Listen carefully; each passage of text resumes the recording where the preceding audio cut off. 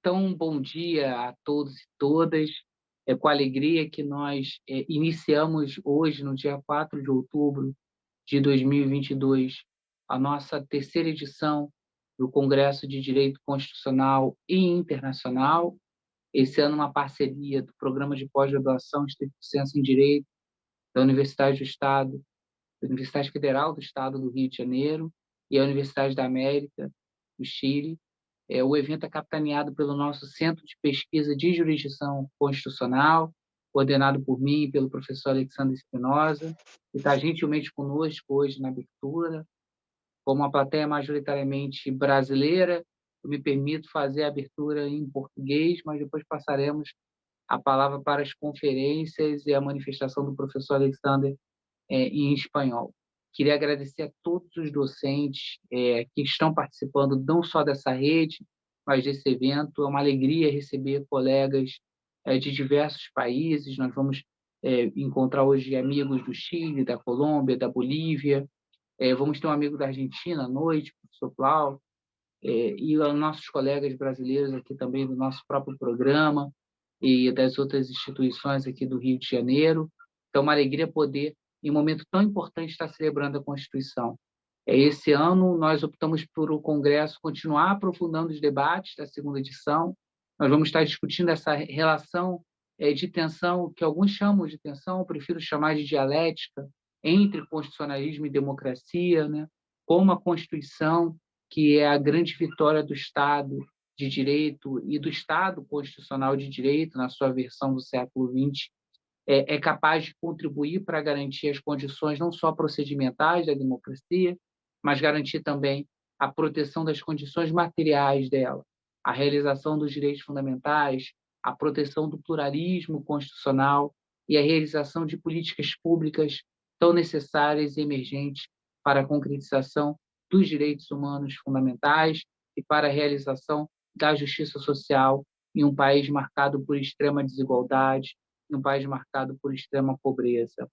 Na América Latina, que foi a região que, segundo estudos, mais sofreu com a pandemia do Covid-19,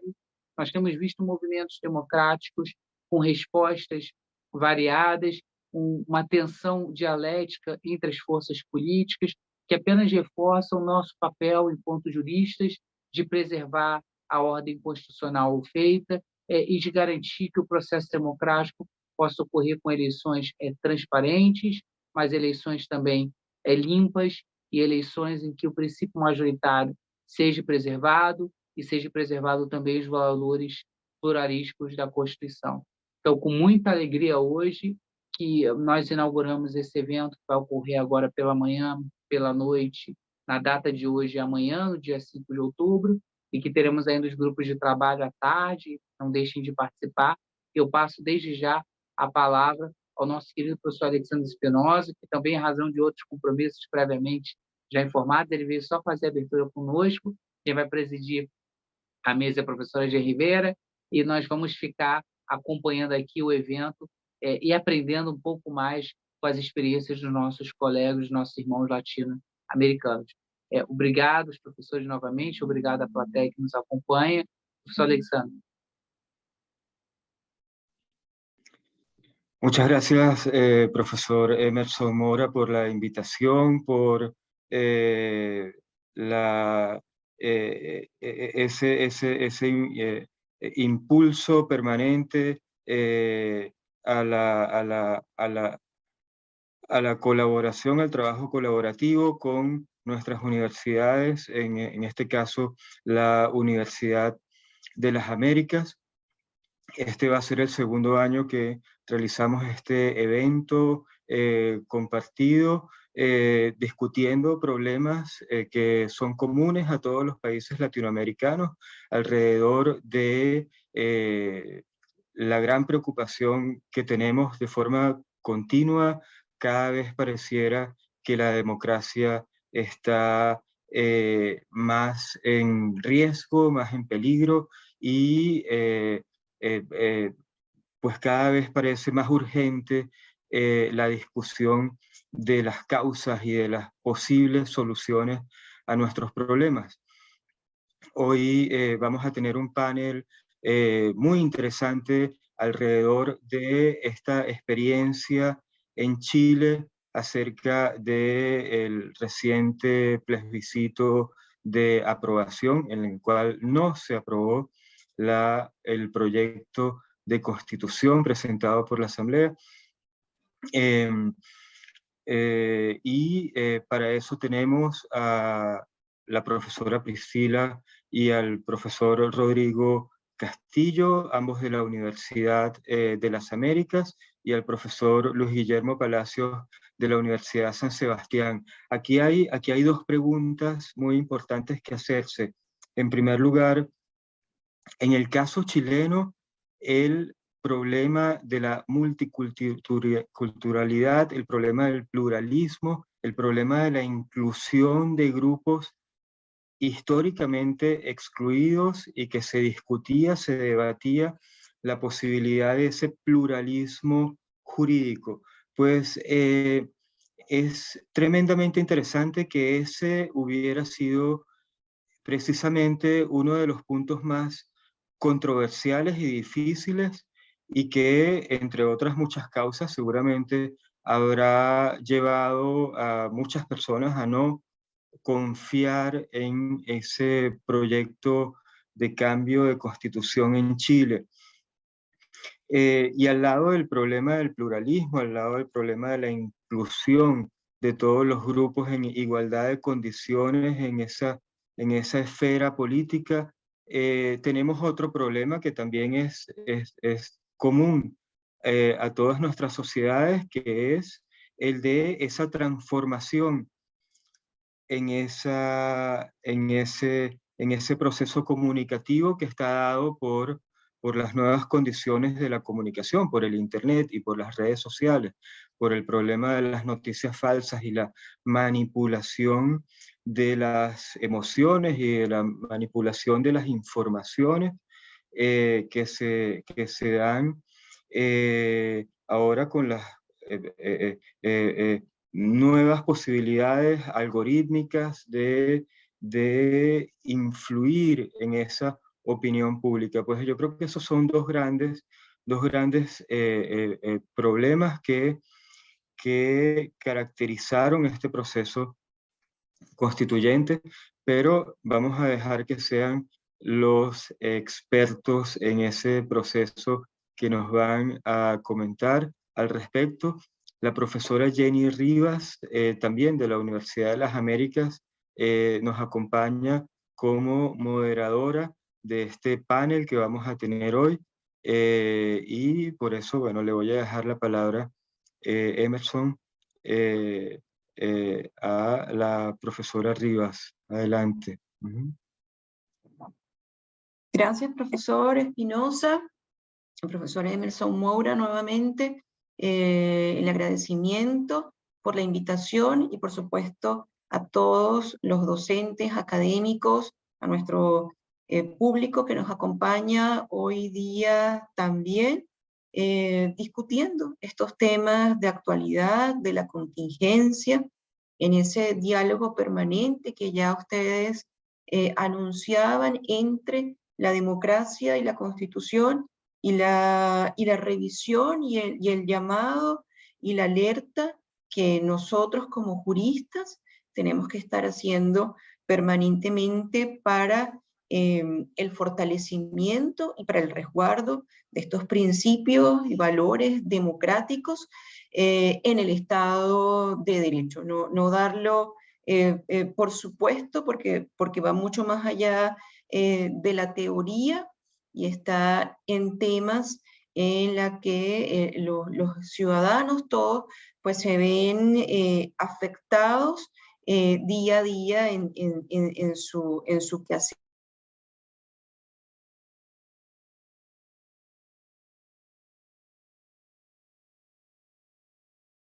En este evento con un panorama diferente. Hacíamos el evento pasado aún en plena pandemia, ya estamos en apertura. Los temas del año pasado hacían mucha referencia a esa situación que mundialmente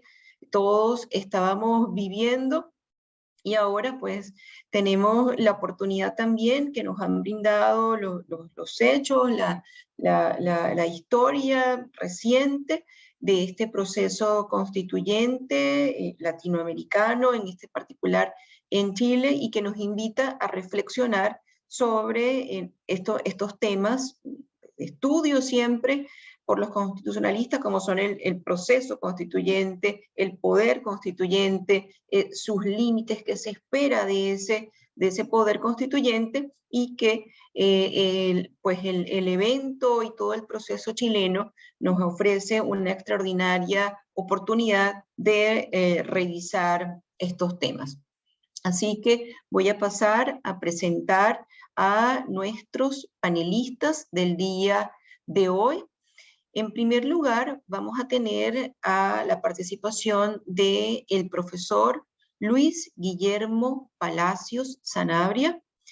quien es docente de la Universidad de San Sebastián, candidato a doctor por la Universidad Austral de Chile, magíster en gerencia empresarial por la Universidad Fermín Toro de Venezuela, magíster en Derecho, Mención, Constitucionalismo y Derecho por la Universidad Austral de Chile, y especialista en Derechos Humanos por la Universidad Nacional Abierta de Venezuela. La ponencia del profesor Luis Guillermo Palacios Sanabria lleva por título El proceso constituyente chileno. Bienvenido, profesor Luis Palacios, y queda usted en la palabra.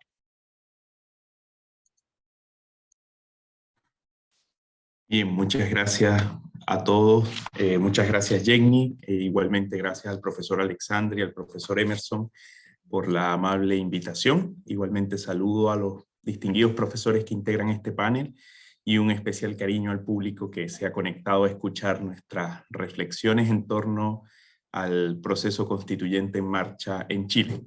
Decir respecto a Brasil que seguimos con mucha atención los resultados de la elección del fin de semana y esperamos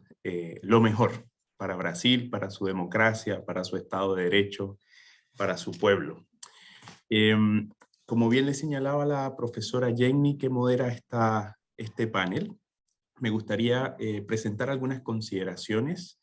en torno al itinerario constituyente que concluyó el 4 de septiembre de 2022, en el sentido de referirme a la primera cláusula de reemplazo que se incorpora a la Constitución de 1980. Esta primera cláusula de reemplazo constitucional nace, como bien lo saben mis colegas chilenos, a partir del Acuerdo por la Paz y la Nueva Constitución, que es un acuerdo de importante alcance político, que luego se concreta en una reforma a la Constitución de 1980 y que es una reforma histórica, porque definió el cambio constitucional a través de un mecanismo que, si bien es frecuente en América Latina, el de las asambleas constituyentes, en Chile al menos se había asomado inicialmente, pero había sido abiertamente rechazado por ciertas fuerzas políticas. Sin embargo, luego de las protestas de octubre de 2019, esta propuesta toma cuerpo y sin duda fue un mecanismo constitucional que logró canalizar el descontento que expresó la ciudadanía a partir de las manifestaciones sociales de octubre de 2019, que sacudieron sin duda la institucionalidad chilena y sorprendieron a el resto de los países del mundo respecto a un Chile caracterizado por resolver pacíficamente sus controversias. Sin embargo, se impuso, ¿no?, la tradicional mirada institucional del Estado chileno, y fue a través de una asamblea constituyente que se decide avanzar en la superación de la crisis institucional. Ahora bien, el gran cuestionamiento que se nos presenta luego del resultado del 4 de septiembre de 2022 es si efectivamente la Asamblea Nacional Constituyente o la Convención Constitucional fue capaz, ¿no?, de canalizar el descontento, de contener la severa crisis institucional y sin duda de contener el agotamiento de la legitimidad de la Constitución de 1980. Y esa es una cuestión que nos preocupa en la actualidad y que de hecho nos ha llevado a pensar en clave de un proceso constituyente impopular algunas respuestas. Y eso es un poco el sentido de lo que yo pretendo desarrollar hoy. Señalar que en la práctica constitucional chilena se han producido un número muy acotado de constituciones, disculpen que voy a tratar de ubicar, sí, un número muy acotado de constituciones desde su fundación como Estado republicano, a diferencia de lo que ocurre en la experiencia comparada. Sin embargo, durante un primer periodo, entre 1811 y 1925, se producen 7 textos constitucionales, estos caracterizados por periodos de inestabilidad en el contexto de concreción de la República. Posteriormente, y esto hay que destacarlo, buena parte de las normas constitucionales que se producen en Chile se producen a través de o bien comisiones especiales o de encomendaciones especiales a los órganos que ejercían funciones legislativas. Pero lo que destaca precisamente del acuerdo que señalaba en mi introducción es que se le otorga un órgano de representación popular, deliberativo, paritario y plurinacional, la tarea de formular un nuevo texto constitucional. Y esta tarea se va progresivamente produciendo desde, primero, el plebiscito de entrada, donde es la ciudadanía, en razón de su titularidad de la soberanía, la que resuelve si efectivamente convoca o no el proceso constituyente. Ese plebiscito de entrada se realiza el 25 de octubre del año 2020 y, como bien recordarán, la ciudadanía expresó con una mayoría inobjetable su deseo, ¿no?, de avanzar en la revisión de la norma constitucional, en la derogación de la norma constitucional vigente y sustituirla por otra. Luego, aprobada la convocatoria, también en ese plebiscito de entrada, la ciudadanía resolvía si efectivamente cuál iba a ser el órgano, ¿no?, o cuál iba a ser la estructura y composición de ese órgano, o bien un órgano integrado por representantes 100% electos por la ciudadanía, o bien una especie de mezcla entre representantes provenientes del Congreso, políticos que estaban ejerciendo función legislativa, y otro tanto de representantes electos directamente por la ciudadanía. En ese plebiscito de entrada se resuelve no solo la convocatoria, sino constituir, como lo señalaba, un órgano representativo, paritario, plurinacional, que iba a ejercer la representación de la ciudadanía en el proceso de redacción de la propuesta constitucional. Hecho esto, se constituye el 4 de julio del año 2021 la Convención Constitucional y sesiona efectivamente por un año, porque esto forma parte del marco normativo que establece la cláusula de reemplazo constitucional, que establecía la obligación de sesionar por 9 meses, prorrogables por 3 meses más, y en efecto la Convención, aún con todas las dificultades del debate político, sesiona exactamente durante un año, desde el 4 de julio del 2021 hasta el 4 de julio del 2022. Y finalmente, siguiendo también el marco normativo de la Constitución del 80, debía plebiscitarse el proyecto de nueva Constitución, siendo la ciudadanía la que tenía la última palabra respecto a esta discusión, en un plebiscito que tenía la característica de voto obligatorio y en el cual, por supuesto, se produjo un resultado que pareciera un poco ser pendular, ¿no?, porque en la práctica el plebiscito de entrada, de manera contundente, la ciudadanía expresa su respaldo al cambio constitucional, pero luego, en septiembre del 2022, efectivamente el 4 de septiembre del 2022, la ciudadanía también expresa con contundencia su rechazo a la propuesta que emana de la Convención Constitucional. Algunos aspectos adicionales respecto al proceso que me gustaría destacar es que efectivamente la forma en que se compone la Convención Constitucional chilena igualmente fue novedosa. Aunque se copia un poco las reglas electorales relativas a la composición de la Cámara de Diputados, se añaden elementos, lo cual, como bien señalaba el profesor Alexander, contribuyen o pretendieron contribuir a la representación de grupos tradicionalmente excluidos de la discusión política.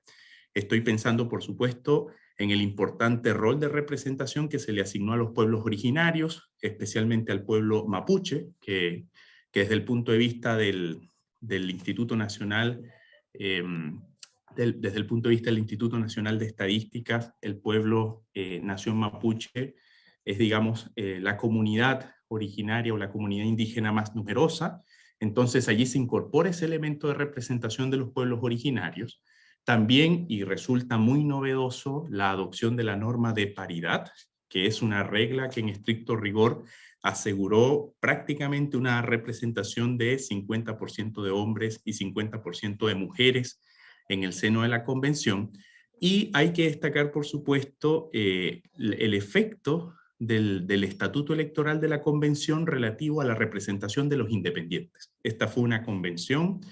que nace precisamente al calor de la expresión de la antipolítica, y por esa razón los independientes jugaron un especial rol, digamos, en la discusión y en la generación del proyecto de nueva Constitución, teniendo una importante representación bajo la modalidad de independientes, ¿no? Aquellos que no tenían vínculos con organizaciones políticas preexistentes, pero también se crea esta figura de independientes simpatizantes de alguna organización política o de alguna coalición política.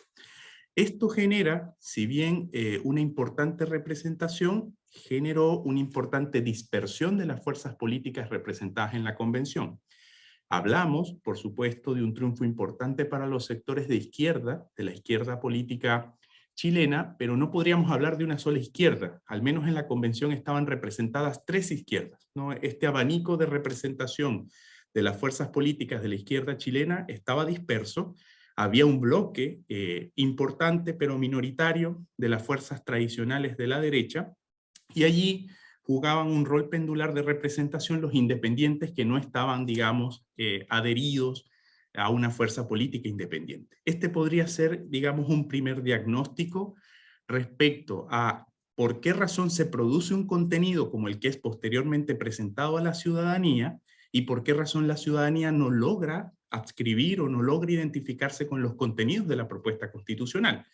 Más allá, por supuesto, de elementos que son importantes como la campaña, como el manejo de los mensajes o como las noticias falsas, también debemos revisar el contenido de la Constitución y revisar las dinámicas de producción de las normas que se establecieron en la propuesta, porque muchas de ellas fueron propuestas de normas prácticamente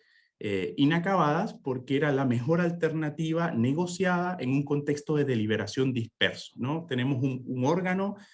que, si bien tiene el atractivo de ser, digamos, representante de la diversidad de la sociedad chilena, ese mismo atractivo se convierte en un problema en el momento de asegurar acuerdos políticos importantes para producir normas, digamos, de calidad con las cuales se pudieran identificar los electores. Y aquí, por supuesto, comparto esta imagen porque precisamente lo que la ciudadanía optó fue por un órgano convencional de 155 integrantes, 100% electos por la ciudadanía, con, digamos, con las características señaladas de representación o escaños reservados para los pueblos originarios, paridad y, por supuesto, la representación de los independientes. Hay otros esfuerzos que se hicieron previo al establecimiento del funcionamiento de la convención para asegurar la representación de otros grupos, como la sexodiversidad, las personas con discapacidad o la población extranjera, pero que no, en razón del tiempo y de las difíciles discusiones en el Congreso, no pudieron materializarse.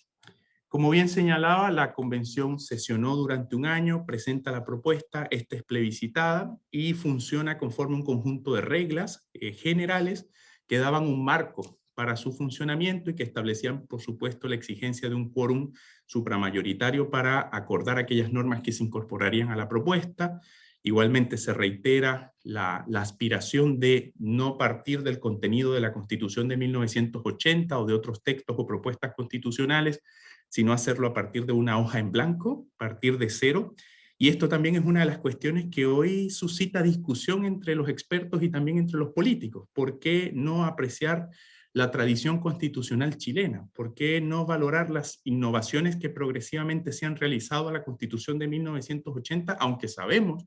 que es una constitución que tiene un grave problema de legitimidad de origen? No podemos obviar o desconocer que esta constitución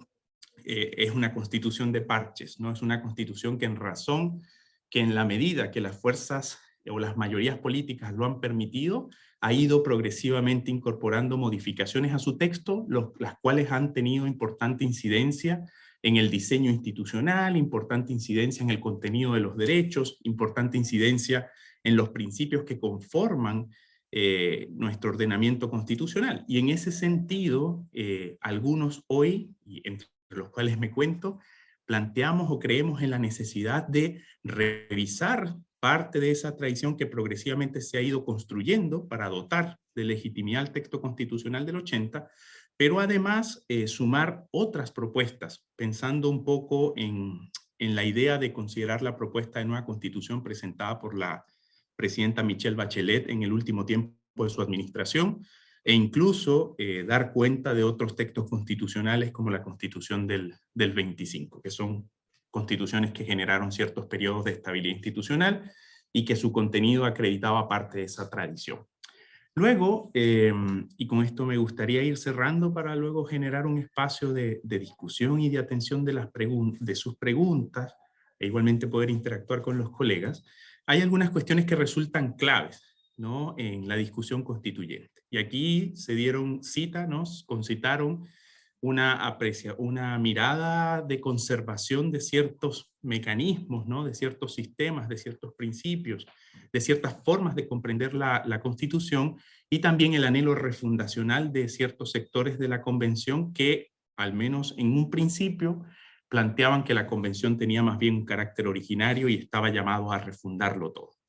Me gustaría solamente centrarme en estos 4 puntos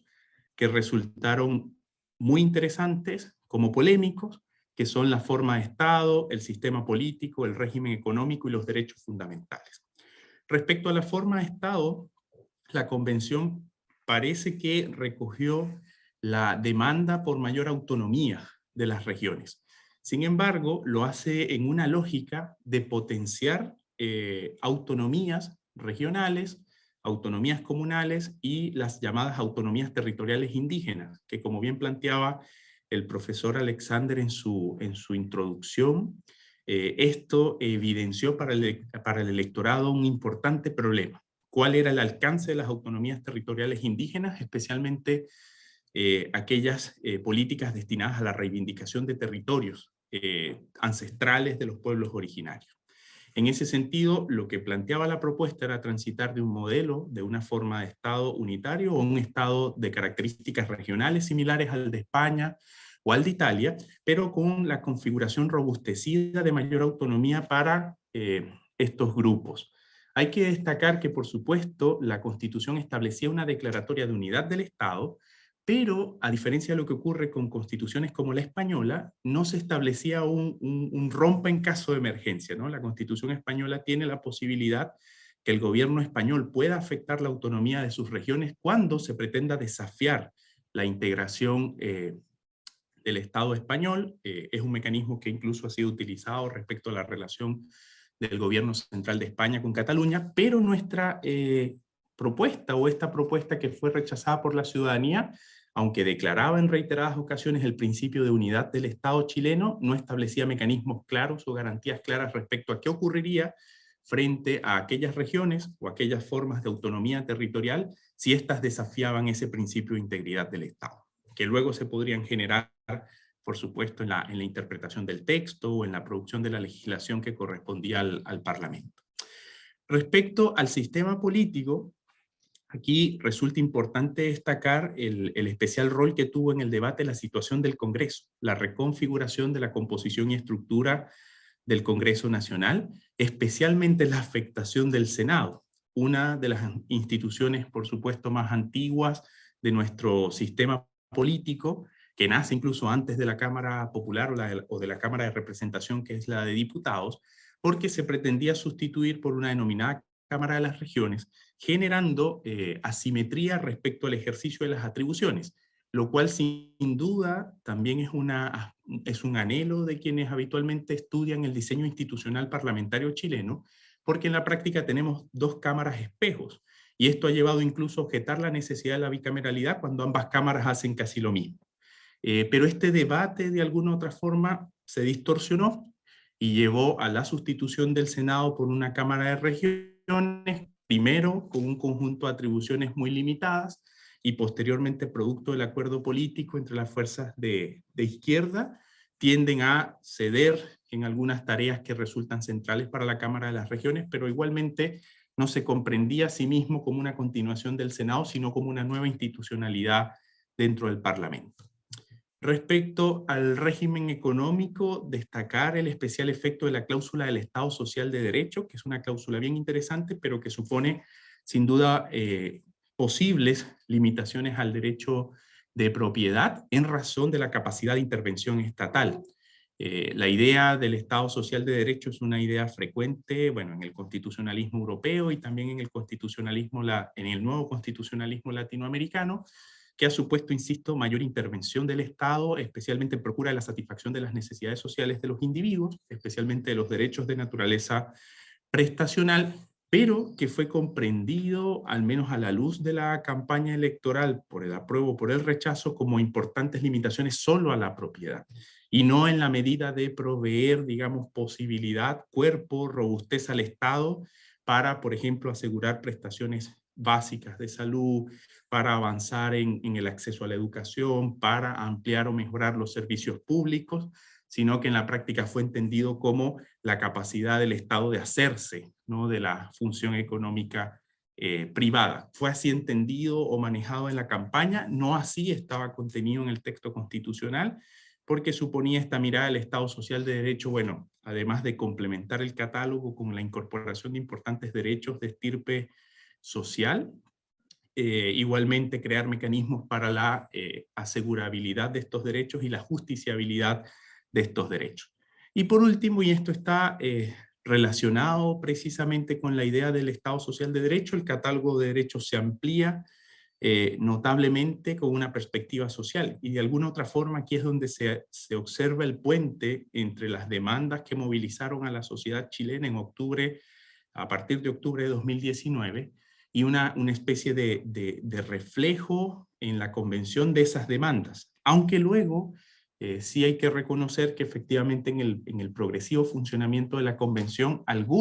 se generaron algunas distancias no importantes entre el rol que correspondía a la convención y efectivamente las demandas que generaron a partir de la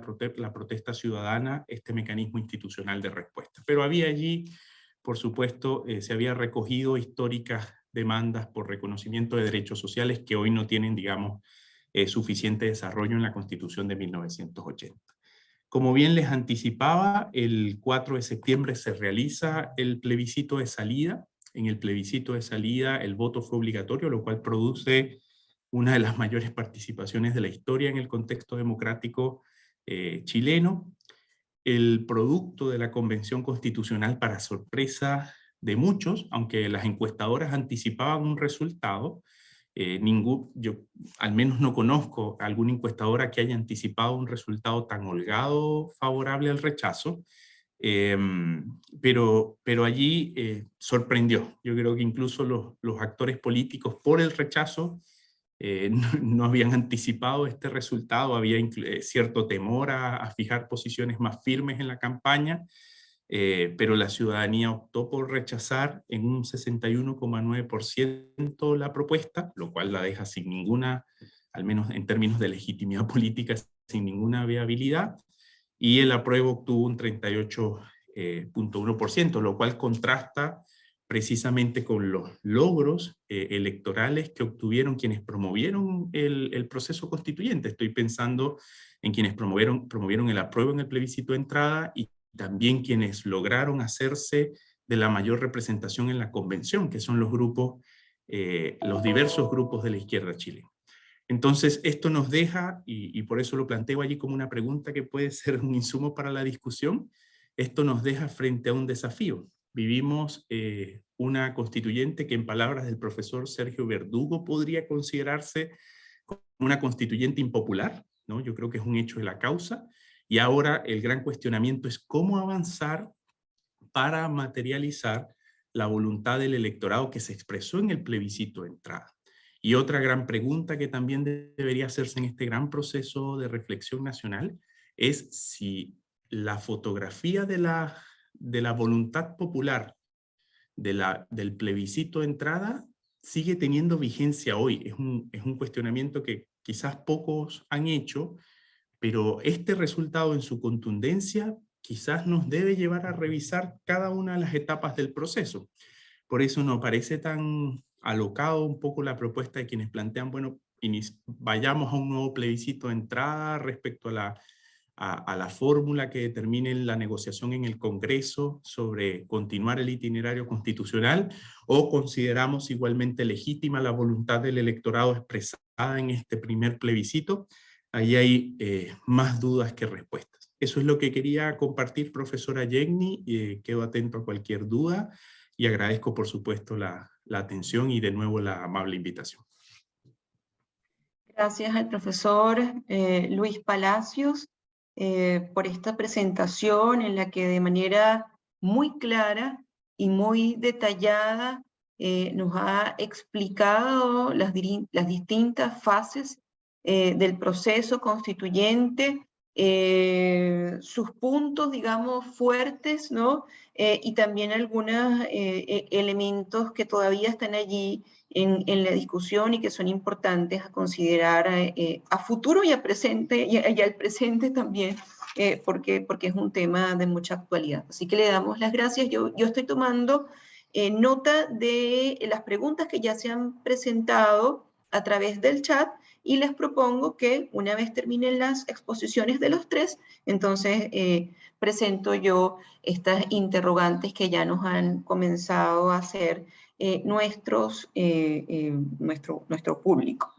Voy a presentar a nuestro segundo participante, a nuestro segundo ponente, profesor Rodrigo Castillo. El profesor Rodrigo Castillo es profesor docente de la Universidad de las Américas, es abogado y magíster en Derecho Público por la Universidad de Concepción, y nos presenta una ponencia titulada Participación de Independientes en el Proceso Constituyente Chileno 2021-2022, antecedentes, contenidos y aplicación de la Ley 21.216 en materia de conformación de pactos electorales independientes. Le doy la bienvenida al profesor Rodrigo Castillo y queda usted en el derecho de palabra. Muchísimas gracias, profesora Jenny. Muchísimas gracias a todos y todas los participantes, a quienes organizan la actividad. Muy grato para nosotros poder estar aquí compartiendo algunas reflexiones que son reflexiones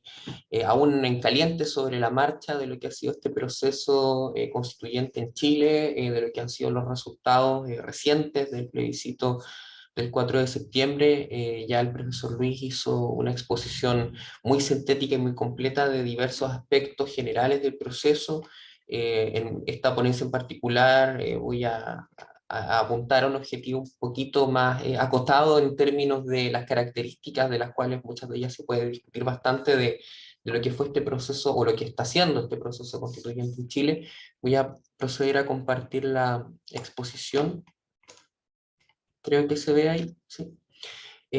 Como bien señalaba la profesora, el tema de la ponencia en particular es la participación de independientes fuera de partido, me refiero, en el proceso constituyente chileno en el periodo 2021-2022, digamos, apunta a la discusión o conversación en torno a los antecedentes contenidos y la aplicación de la ley 21.216, que es la ley de reforma constitucional que habilita, entre otras materias, la participación de independientes en el proceso. Antes de iniciar, me gustaría precisar conceptualmente que en el marco del proceso constituyente chileno podríamos considerar que se puede hablar de un proceso constituyente en un sentido más amplio, sustancial, como todo el proceso de cambios o de intentos de reforma macro a la Constitución de 1980 con sus reformas, que es la que nos rige actualmente en Chile,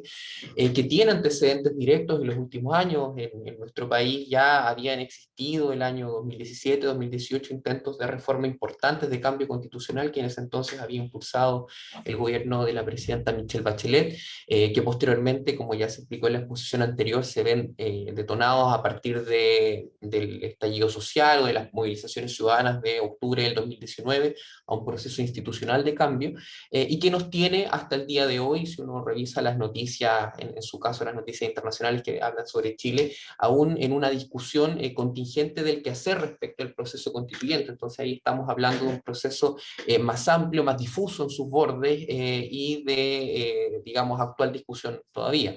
En un sentido más restringido y formal nos referimos a un proceso constituyente como el mecanismo institucional que se utilizó para intentar canalizar este descontento social, este intento de reforma macro a la Constitución, que se detona específicamente a partir de octubre del 2019, que encuentra un acuerdo político en noviembre de ese mismo año, en el denominado Acuerdo por la Paz y la Nueva Constitución, que reúne a los principales sectores políticos del país para impulsar una reforma a la Constitución de 1980 y que habilita todo este proceso de plebiscitos, elección del órgano redactor de una propuesta denominado Convención Constitucional y desembocando en el reciente plebiscito de septiembre del 2022, en el cual finalmente la propuesta de la Convención Constitucional es rechazada por la ciudadanía.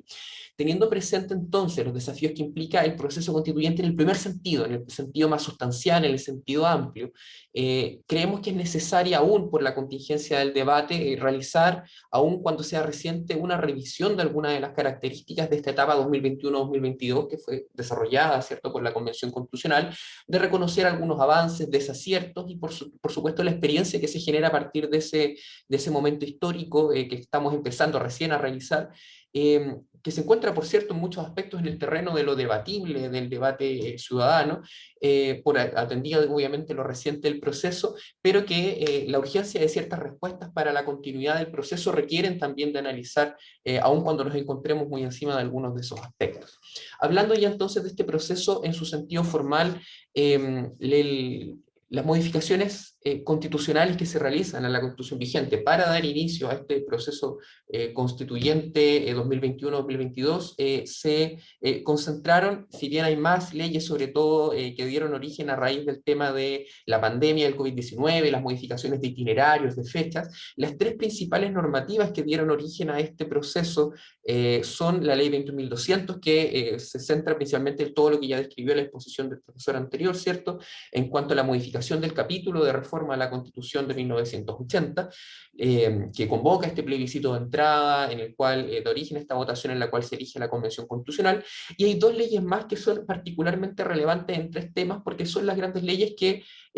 son la concreción de los acuerdos políticos en torno a las características que se quisieron dar a este proceso constituyente formal. La primera de ellas, la ley 20.216, de la que vamos a hablar ahora, que modifica la Constitución en el sentido de permitir la conformación de pactos electorales independientes y también en esa misma ley de garantizar la paridad de género en las candidaturas y la integración del órgano constituyente, que fue aprobada en marzo del año 2020, apenas un par de meses después del estallido social de octubre del 2019, y la ley 21.298, que es la que modificó también el capítulo de reforma en materia de escaños reservados de pueblos originarios. Las fechas, en este caso la última ley de diciembre del 2020, dan cuenta de cuántos fueron procesándose más rápido el debate político en torno a darle estas características al proceso constituyente. En el caso de paridad y de participación independiente fue un proceso mucho más rápido, solo 3 meses de discusión parlamentaria, incluso menos, y en el caso de escaños reservados de pueblos originarios, poco más de un año que demora la tramitación de esta reforma, pero es importante notar que, y da cuenta de hecho eso, la exposición de motivos de la ley que habilita la participación independiente, que siempre fueron pensados en su inicio como los tres grandes características que se le querían dar a este proceso de redacción de la propuesta constitucional: la participación de independientes, el carácter paritario de la convención en términos de género y la presencia de los escaños reservados de pueblos originarios. Entonces esta reforma en materia de independientes que se contiene en la ley 21.216 es lo que vamos a revisar muy brevemente en términos de los antecedentes de su dictación, el contenido y de la ley y la aplicación que tiene esta y cómo se ve reflejada en el trabajo de la Convención Constitucional. Como gran antecedente en esta materia, y creo que es importante tener presente, que la Constitución vigente de 1980 ya consagraba en su contenido una norma relevante en materia de participación política de independientes, que es el artículo 18 que habla del sistema electoral, y se refiere, entre otras materias, a que la ley orgánica del sistema electoral garantizará la plena igualdad de los independientes y los miembros de partidos políticos en la presentación de candidatura y en la participación de los señalados procesos. Es interesante porque es una norma que, digamos, está vigente desde el inicio, es una de las normas que forman parte del texto original de la Constitución de 1980, la forma en que fue, digamos, redactada por las comisiones encargadas por la dictadura militar, y que se expresan, digamos, en algunas normas del sistema electoral chileno que habilitan, ¿cierto?, desde antes se permitía la participación de independientes que, apoyados por cierta cantidad de firmas de la ciudadanía, puedan participar, ¿cierto?, en las elecciones, ya sea para cargos unipersonales y para cargos colegiados. En el caso de los órganos colegiados, particularmente en el Congreso, a partir de la última reforma electoral que vivió Chile hace algunos años, se aplica en materia de elecciones de diputados el método de la cifra repartidora o método DONT, que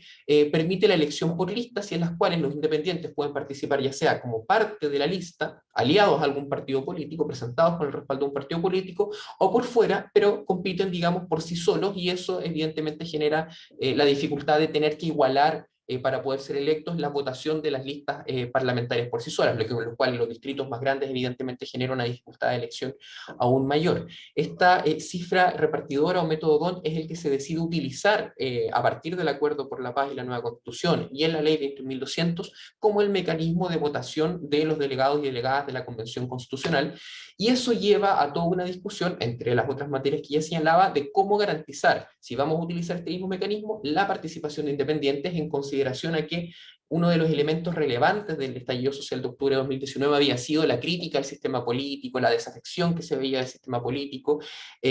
a un punto que algunos en su minuto, ya quizás eso es discutible a la luz de lo que ha ido ocurriendo después, pero que muchos compararon con casos como el 2001 de Argentina, ¿cierto? Una especie de que se vayan todos y la impugnación completa del sistema político independientemente del sector de que se tratase. Y en virtud de eso es que se presenta este proyecto, ¿cierto?, de reforma constitucional, que es curioso de notar porque en sus redactores principales se encuentran principalmente representantes del sector político que en ese entonces constituía el oficialismo, ¿cierto?, el sector de Chile Vamos y de la coalición que en ese minuto gobernaba con el presidente Sebastián Piñera, y en la exposición de motivos presentan, entre otros aspectos, la necesidad de representatividad que tenía que tener este órgano de redacción de una nueva constitución, el vínculo, se vincula directamente con los proyectos de paridad de género y escaños reservados que habían sido ingresados conjuntamente. Se señala el déficit o ciertos elementos de déficit de convocatoria y de participación de la ciudadanía en los partidos políticos en Chile, y se efectúa también este argumento de igualdad de condiciones entre candidaturas independientes y de candidaturas de partido, en un sentido similar al que se utilizaba ya en el texto de la Constitución del 80 en su artículo 18. Este proyecto, como yo señalaba, es tramitado de forma muy rápida, en menos de 3 meses por el Congreso, y se publica conjuntamente con la Ley de Paridad de Género para la elección del órgano redactor. En el proyecto original se señalaba que cada candidato iba a requerir o candidata iba a requerir para ser, digamos, inscrita su candidatura el patrocinio del número de ciudadanos igual o superior al 0,4% de quienes hubieran sufragado en ese distrito electoral en particular, pero durante la tramitación se le agrega una disposición que facilita mucho más la inscripción de estas listas independientes, que a partir de una indicación de los diputados Díaz y Boric, el apellido no es coincidencia, de hecho es el actual presidente, lo que da cuenta de la transversalidad con que contaba en la tramitación de este proyecto en el Congreso. Ellos eran opositores, digamos, al gobierno y al sector que presentó el proyecto, y presentan esta indicación para facilitar aún más la inscripción de estas listas independientes, poniendo, digamos, fijando un tope del 1,5%, lo que en los distritos grandes, en que habían varias candidaturas, de 4 candidatos o más, facilitaba muchísimo más porque disminuía la cantidad de firmas totales que la lista requería para presentar estas listas de independientes. La aplicación de esta normativa evidentemente condicionó de forma significativa la elección de convencionales. De las 110 listas que se inscriben a nivel nacional, 102 eran listas completamente integradas por personas independientes, solamente 8 listas en que correspondían a los pactos de los partidos políticos existentes hasta ese entonces, y evidentemente también se ve reflejada en el resultado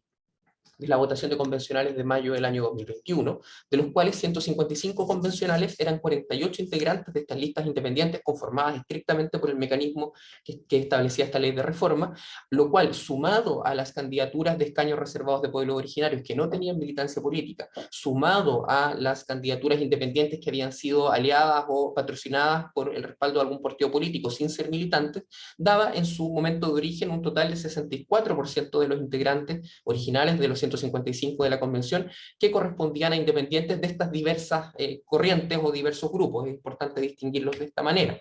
Ahora algunos de ellos se articularon solamente en listas que existían a nivel de cada distrito, lo que les daba un carácter más bien local,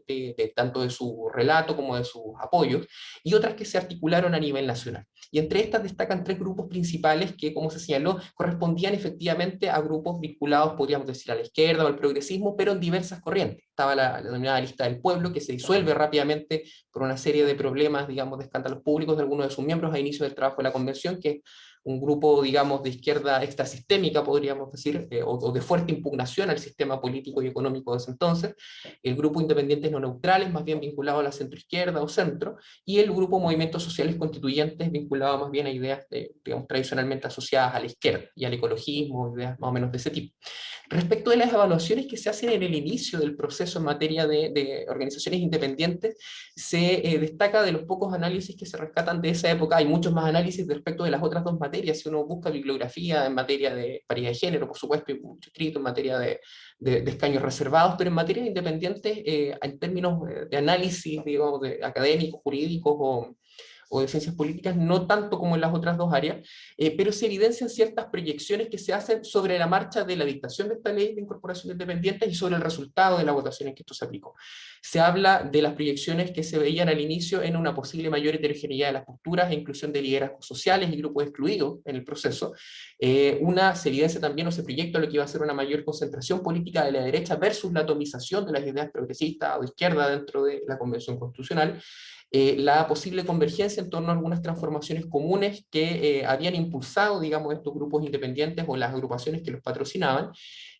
Se proyecta también eventualmente como un posible efecto positivo, una mayor legitimidad social del trabajo de la convención por la presencia de estos grupos, la posible irrupción en el sistema político más allá de la convención, es decir, la posible articulación posterior de estos grupos independientes en organizaciones que después disputaran, por ejemplo, las elecciones locales o presidenciales que iban a tener a cargo, que se iban a llevar a cabo ese mismo año, y también la oportunidad de que estos grupos permitieran una mayor articulación territorial del trabajo de la convención, con la contrapartida del riesgo de un perfilamiento o atomización de la labor de los convencionales que provenían de estos grupos por el carácter más inorgánico que estos presentaban. Es quizás el único de toda la revisión bibliográfica que aparece ahí de varios autores, digamos, de las ciencias políticas o el derecho, la única nota, digamos, de riesgo o de desafíos que presentaba esta participación durante el proceso. Ya concluido la etapa de trabajo de la convención, hay algunos elementos que se pueden constatar de lo que fue el trabajo de los grupos independientes al interior de este organismo, en cuanto a la coordinación que se efectúa a nivel interno de los grupos independientes en colectivos, que vienen a ser algo así como las bancadas internas de que se forman en un congreso, que se formaron oficialmente, de hecho, reglamentariamente estaban reguladas estos colectivos al interior de la convención, en los cuales se agrupan también las organizaciones independientes, algunas de las cuales ya las mencioné, otras que se fueron formando en el transcurso del proceso. También la importancia, una alta importancia a nivel interno en la organización administrativa de la convención, considerando sobre todo que incluso de las 2 mesas directivas que elige la convención, la segunda estaba dirigido por 2 personas que provenían de estas agrupaciones independientes. En tercer lugar, la concentración de estos grupos independientes principalmente en el trabajo interno, sin proyectar hacia afuera, digamos, o en elecciones posteriores el trabajo de estas mismas agrupaciones, digamos, desmitificando o sin confirmar lo que se proyectaba por parte de algunos analistas que iba a ser esta posible irrupción en el sistema político de estas mismas agrupaciones independientes. Al contrario, estas optaron por enfocarse mucho más en el trabajo interno de la convención y no preocuparse tanto por el escenario político y las elecciones o procesos que venían después de la elección de la Convención Constitucional, y una fuerte articulación más bien vinculada a lo temático de estos grupos independientes, vinculados a ciertas áreas de derechos en algunas áreas en particulares, derechos de la mujer, igualdad de género, en materia ecológica sobre todo se da una fuerte articulación de estas agrupaciones, sobre todo aquellas que eran provenientes del mundo, digamos, de los activistas en materia medioambiental o contra el cambio climático, por nombrar algunas áreas.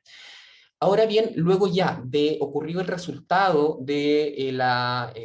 del plebiscito de octubre, ahí ya viene mucho más espacio a elucubraciones o a conjeturas de qué es lo que pasa finalmente o cómo se resultan estos fines que se tenían al momento de dictar esta ley de reforma. Y ahí podemos hacer, por una parte, algunas constataciones y algunas hipótesis. Algunas constataciones que dicen relación primero con, finalmente, con la no concreción de este salto de los colectivos independientes o de estas agrupaciones independientes a la política fuera del trabajo de la Convención, la gran influencia de las agendas sectoriales en el debate y el hecho de que los consensos internos en la Convención, considerando que esta tenía como quórum de aprobación de sus normas los 2/3, que implicaban, digamos, una articulación amplia de los sectores internos, no se reflejan, ¿cierto?, en los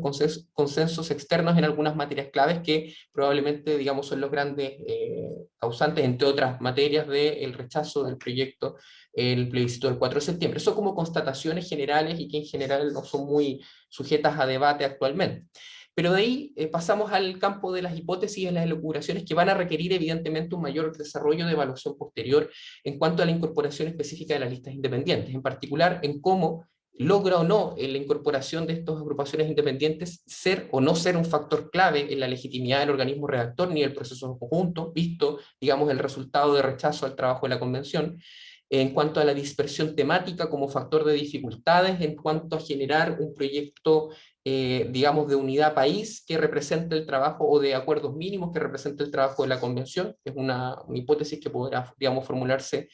con posterioridad o poder ser desarrollada a partir de ciertos estudios de cómo influye la votación de estas agrupaciones en la conformación del texto final,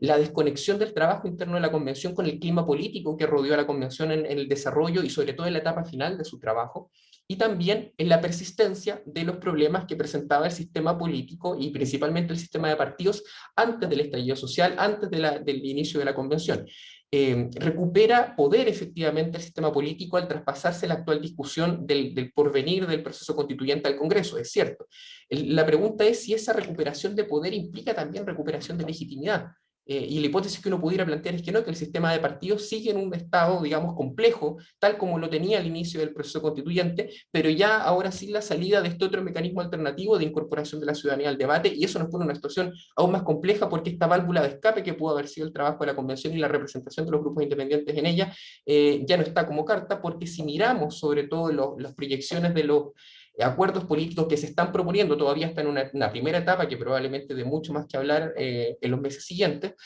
pero uno de los aspectos que transversalmente no es mencionado para la continuidad del proceso, se mencionan aspectos de paridad de género, se mencionan aspectos de participación de pueblo originario, pero nadie menciona, creo que alguna propuesta inicial del Frente Amplio, que es la coalición oficialista, mencionó a los independientes, pero ya el acuerdo amplio de la coalición de gobierno ya no los mencionó. Entonces es interesante ver cómo eso se reconfigura a partir de la experiencia, digamos, aprendida del proceso entre los años 2021 y 2022, quedando vigente evidentemente el propósito inicial que tuvo la dictación de esta normativa, que era asegurar efectiva representatividad, compromiso en cuanto a la dictación de este órgano constitucional y las dificultades que se plantean en cómo continuamos adelante en vista a los desafíos que todavía van a estar presentes en la representatividad del sistema político chileno y particularmente del sistema de partidos, que fue impugnado como parte del origen de este acuerdo y de esta ley que promueve la participación de independientes. Esa es mi presentación, muchísimas gracias. Gracias, profesor Rodrigo Castillo, por su extraordinaria presentación, además la cual nos lleva a uno de estos grandes temas cuando hablábamos del diálogo permanente entre la democracia y la Constitución, el discurso antipartido que corre por toda Latinoamérica, no es exclusivo de Chile, solo que lo hemos visto nosotros y lo hemos sentido, ¿no? Con mucha presencia en los últimos tiempos. Efectivamente es uno de esos grandes temas de discusión, ¿eh? Porque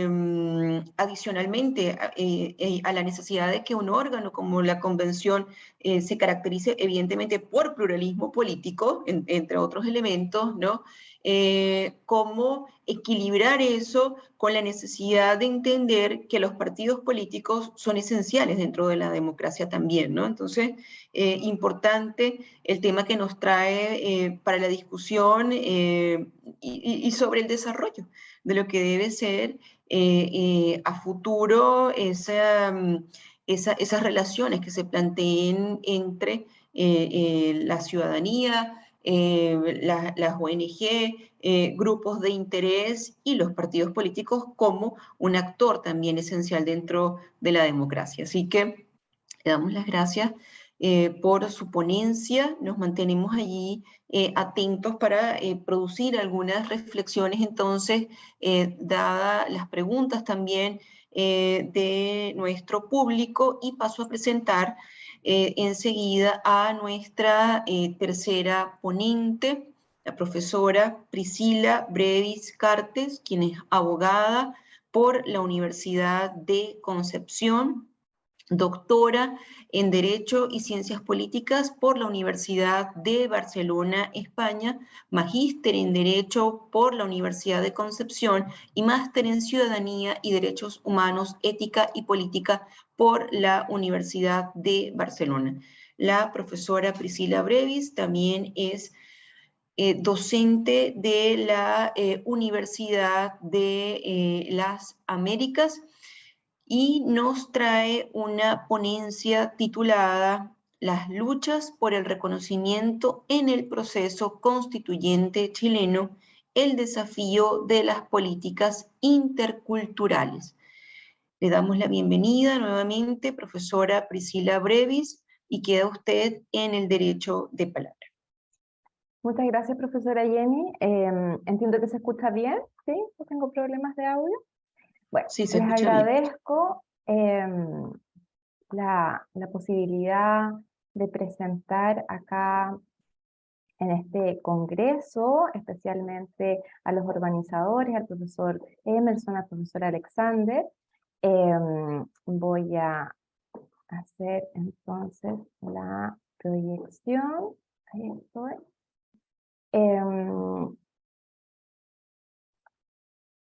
Y bueno, agradezco también las exposiciones anteriores, el profesor Luis Guillermo, quien bien colocó el panorama general de este proceso constituyente, ¿cierto? Y al profesor Rodrigo, que a través de su presentación también colocó en evidencia que hay algunos temas que han costado un poco más en la sociedad chilena y en el sistema político ir avanzando, como da cuenta esta discusión rápida en cuanto a la paridad versus esta discusión un poco más larga de los escaños reservados. Bueno, mi presentación va a apuntar un poco desde la teoría del derecho y la teoría política en el marco de este proceso constituyente chileno, desde luego. Voy a tratar de hacer una reflexión, ¿cierto?, en torno a la diferencia, y particularmente la diferencia cultural y su reconocimiento político en el marco de una democracia liberal, la identidad y cómo se relaciona esto con la identidad y la necesidad de reconocimiento político, y cuáles son ahí las dos posturas o las dos grandes visiones, y esto cómo voy a tratar de justificarlo desde la perspectiva de la igualdad y la diferencia desde los derechos humanos, que van a estar en el corazón de los debates del Estado constitucional y la democracia contemporánea. Bueno, como ya hemos estado conversando, ¿cierto?, Chile ha vivido un proceso constituyente en el cual esta convención constitucional, elegida democráticamente, elaboró una propuesta constitucional, la propuesta del 2022, que si bien ha sido rechazada en el plebiscito de salida que se ha mencionado, ha abierto numerosos debates sobre la institucionalidad política a regir en el Estado chileno, desde luego, como dio cuenta la exposición del profesor Luis Guillermo, pero además sobre los principios propios en una democracia liberal, ¿cierto? Y en ese contexto, lo que yo vengo hoy a exponer se detiene en las reflexiones referidas al reconocimiento político, y no meramente folclórico, sino un reconocimiento a escala política, de las diferencias culturales, y los debates en torno al principio de igualdad, principalmente en el Estado constitucional democrático de derecho. Bueno, Si bien lo hemos mencionado, no tenemos que olvidar, ¿cierto?, que este proceso constituyente intentaba dar una respuesta institucional a una crisis política y social vivida en Chile en el año 2019, que se situó en el marco de lo que se denominó un estallido social, que estaba marcado por diversos descontentos acumulados durante décadas debido a las notorias desigualdades sociales existentes en el país, y que daba cuenta un informe del PNUD el año 2008 denominado precisamente Desigual. La propuesta constitucional del 2022, que no logró convertirse en una nueva constitución desde luego, por decisión democrática, es posible situarla en el marco de un constitucionalismo transformador. Colocaba como ejes centrales la transformación del Estado subsidiario, que es el que rige hoy en la Constitución vigente, hacia uno social y democrático de derecho, y por ello era atravesado además por principios de igualdad sustantiva. Colocó énfasis en aquello para dar cuenta luego de los debates referidos a esto, y que apuntaba a la igualdad de género para mujeres, niñas, diversidades y disidencias sexuales y de género, apuntaba a una democracia paritaria, consagraba principios como el de interseccionalidad, el de plurinacionalidad, de pluralismo jurídico y el de interculturalidad. De ello da cuenta algunos de los artículos que ahí dejo solo a modo de referencia, que venían a ser consagrados en este proyecto. Y en ese marco promovía acciones afirmativas, y eso derivado, ¿cierto?, de esta concepción de una igualdad sustantiva, de resultado, de igual goce y ejercicio de los derechos. Entonces establecía estos tratos diferenciados, acciones afirmativas, ¿cierto?, que promovían la paridad de género en los órganos públicos, y de escaños reservados también para pueblos indígenas en diversos órganos colegiados. Yo me quedaré desde luego en el tema de la diversidad cultural, que abrió debates importantes en ese marco en la sociedad chilena, y que si bien estos debates ya habían sido planteados mucho antes, en la década de los 80, de los 90, por las llamadas, en el marco de las llamadas luchas por el reconocimiento, ¿cierto?, y que dan cuenta de las obras clásicas de Charles Taylor y Will Kymlicka, en Chile solo tomaron fuerza e importancia, al menos en el debate político, por este proceso constituyente.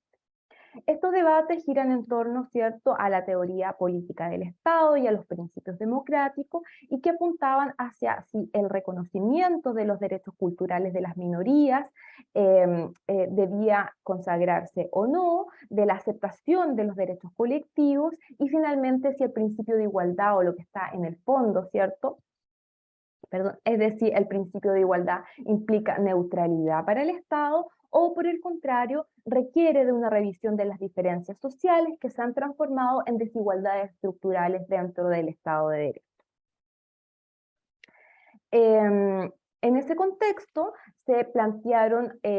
algunas críticas, ¿cierto?, en torno a la posición de reconocimiento político que planteaba el proyecto constitucional del 2022, y esas críticas se centraban principalmente en que este reconocimiento político hacía transitar de una política ciudadana, ¿cierto?, bajo este paraguas de la ciudadanía como universal, a una política que los críticos denominaron identitaria, y que se configuraba, según esta postura, como fragmentaria de la sociedad,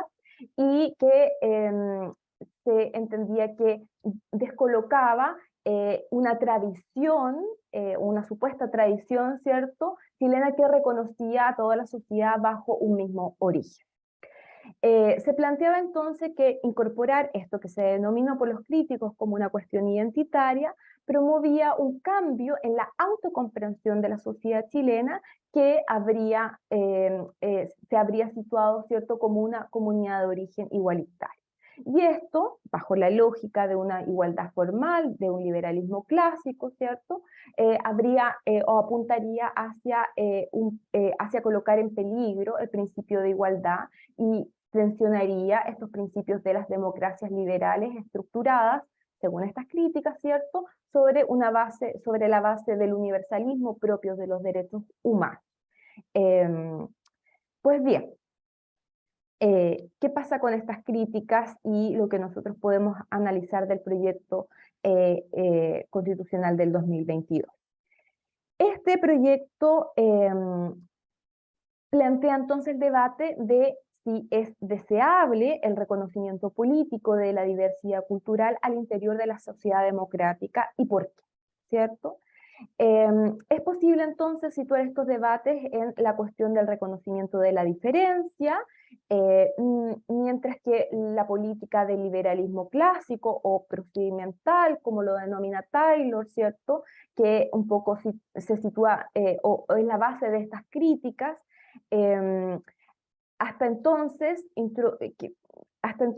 planteaba que esta idea de igualdad debía ser o tenía como consecuencias que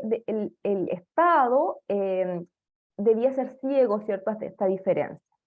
Sin embargo, son precisamente las luchas por el reconocimiento de la diferencia de la década de los 80 y de los 90, de la mano de movimientos sociales también, de los movimientos multiculturalistas por un lado, y por otro, por los movimientos feministas, y aclaro con esto que no quiero hacer sinónimo ambos movimientos, sino simplemente situarlos en un contexto histórico y de demandas con una base similar, pero movimientos distintos, y que van a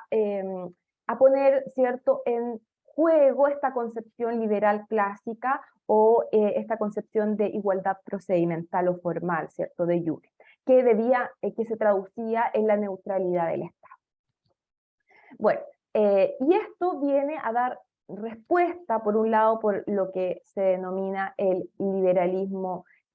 ¿cierto?, de la diferencia, o algunos denominan multiculturalismo liberal, en el sentido de avanzar hacia otra concepción de la libertad, precisamente de la igualdad, una igualdad sustantiva, y que va a reconocer las diferencias porque observa que en la sociedad esas diferencias se traducen en desigualdades sociales. Eu já tive dois carros amassados. Aliás, o mesmo carro amassado duas vezes. Eu tive que vender ele na segunda vez, porque ele ficou tão amassado na segunda vez que não teve solução. Tinha um Siena que ficou literalmente arrasado. Creo que tiene el audio abierto. Falar de casa, mais uns 3, 4 dias para ser cedo. Norte. Quem viu sabe como é que esse é ruim. Bueno, puedo seguir porque tampoco entiendo mucho lo que dice Fernando Luis. Así que, bueno. Isso aí, Luiz. Muito obrigado. Reto. Bueno, Charles Taylor, ¿cierto?, va a ser quien distingue claramente estos dos modelos políticos de los estados liberales, la política de la dignidad igualitaria y la política de la diferencia, mientras que la política de la dignidad igualitaria se basa en esta idea de que todos los seres humanos son dignos de respeto igual, y esta igualdad la entiende como una igualdad formal, ¿cierto?, frente a este otro modelo político de la diferencia que se funda en la necesidad de definir la propia identidad, y esa identidad pasa por el reconocimiento, la falta de reconocimiento o un error en el reconocimiento en la esfera pública. Y es por esto que este liberalismo político, también en base a esta concepción de la libertad, ¿cierto?, positiva de la que hablaría Isaías Berlin, ¿cierto?, que esta libertad que se basa en el autogobierno, en la autodeterminación, viene a poner de manera central el concepto de identidad, ¿cierto?, y que esta identidad y esta concepción es la que es recogida en la propuesta constitucional, donde se plantea, particularmente en la actualidad chilena, un nuevo pacto social que viene a reconocer políticamente la diversidad cultural y viene a traducirla no solo en escaños reservados, sino también en esta plurinacionalidad, en este principio de interculturalidad, en esta posibilidad de territorios autónomos indígenas. Taylor precisamente explica que estas exigencias de reconocimiento diferenciado son propias de estas democracias liberales, pero entendidas como una democracia liberal de la diferencia, ¿cierto?, que rige este principio de igualdad sensible a las diferencias. Y la tesis de Taylor es que la identidad se moldea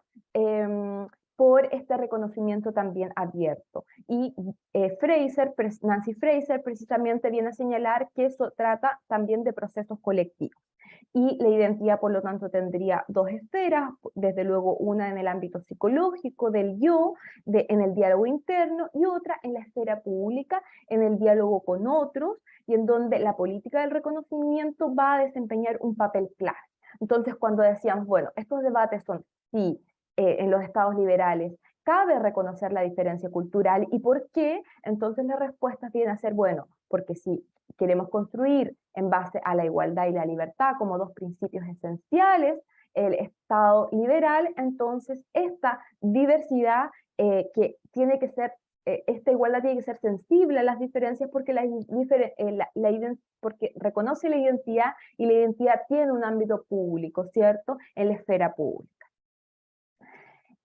Sin embargo, precisamente quienes se sitúan en la lógica de un liberalismo clásico estimaban que estas diferencias afectan el principio de igualdad, pues entienden que la igualdad es un reconocimiento matemático de igual norma, ¿cierto?, para todos y todas, que en realidad se aleja bastante de las concepciones actuales de la igualdad. Y voy bien en el tiempo. Bueno, conclusiones a propósito del proceso constituyente chileno. La diversidad y el respeto de la identidad suponen retos sin duda para las democracias liberales. Estos debates que se habían abierto en la década de los 80, de los 90, a nivel mundial, vienen a aterrizar y toman fuerza en los debates políticos actuales en Chile a propósito de este proceso constituyente y que se abre también a propósito de movimientos sociales, ¿cierto? Y el estallido social del 2019. Y Chile vive en principio un proceso de apertura hacia este reconocimiento de los derechos diferenciados. Precisamente la emergencia de las luchas por el reconocimiento diferenciado en Chile va a encontrar una cabida en el proceso constituyente y se vive en un principio un aparente proceso de apertura hacia el reconocimiento de la diferencia, particularmente de la diferencia cultural en la que yo me he detenido. Sin embargo, la oposición a ella sigue siendo fuerte, no solo teórica, como yo di cuenta, ¿cierto? Por ejemplo, Carlos Peña explicaba esto desde la teoría del derecho, su oposición teórica, sino que también va a encontrar una oposición de base ciudadana, de la cual da cuenta, ¿cierto?, este rechazo en el plebiscito de salida, y esto en base a la larga data y la fuerza que tiene este pensamiento del liberalismo clásico y una concepción formal que aún impera de la igualdad, una concepción formal de la igualdad que aún impera.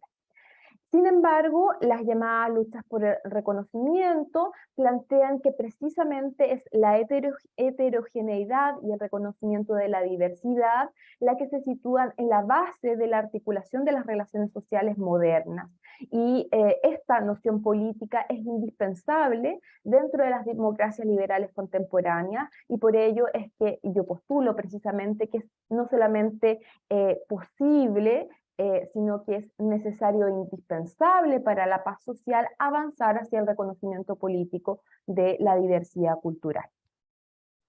Sin duda, las políticas de reconocimiento plantean que las diferencias el reconocimiento de las diferencias son una forma de proteger la identidad y por lo tanto la libertad de las personas y de los colectivos, lo que establece una relación recíproca entre el principio de igualdad y libertad. El liberalismo desde esta perspectiva adquiere una concepción de igualdad no solo formal, sino material y sustantiva, y esta versión del liberalismo político, que se denominó liberalismo de la diferencia, o multiculturalismo liberal, ¿cierto?, parte por valorar las identidades y las diferencias al interior de la sociedad, y a su vez toma en cuenta las graves desigualdades sociales existentes en la realidad que precisamente transformaron esas diferencias en desigualdades sociales. Así, los debates actuales plantean, a propósito del proceso constituyente chileno, que no hace más que constatar estas diferencias y estas desigualdades, que el Estado liberal debe o debiera configurarse como un Estado sensible a las diferencias y que esto repercute también o debiera repercutir en las políticas públicas. En tal sentido, lo que se busca con un trato diferenciado es que se reconozca el igual valor de las distintas identidades y no solo se deje sobrevivir a esas diferencias en un Estado liberal, en un Estado neutral, ¿cierto? Porque un Estado que protege la libertad precisamente debe proteger la identidad como un valor político de unidad en la diversidad. Bueno, esa ha sido mi presentación, me ajusté muy bien a los minutos que me dieron y les dejo aquí brevemente alguna referencia bibliográfica. Gracias, profesora Priscila Brevis. Le damos las gracias de verdad por esta brillante exposición en la que además nos presenta el tema de la necesidad desde el punto de vista de lo que es el pluralismo, de redirigir la mirada también hacia el tema de la interculturalidad, ¿no? Así que le damos las gracias y la invitamos junto con el resto de nuestros panelistas a dar un poco, a crear un poco de debate, ¿no? Sobre algunos de los planteamientos que nos han formulado quienes comparten también el día de hoy con nosotros como público. Por aquí yo apunté, hago mención a que el profesor Luis Palacios no nos está acompañando ya en esta parte porque tenía compromisos académicos que atender a la brevedad y por eso no nos está acompañando en este momento. Así que voy a comenzar esta pregunta, un poco este comentario va dirigido tanto a el profesor Rodrigo Castillo como a la profesora Priscila Brevis. Y va en el sentido de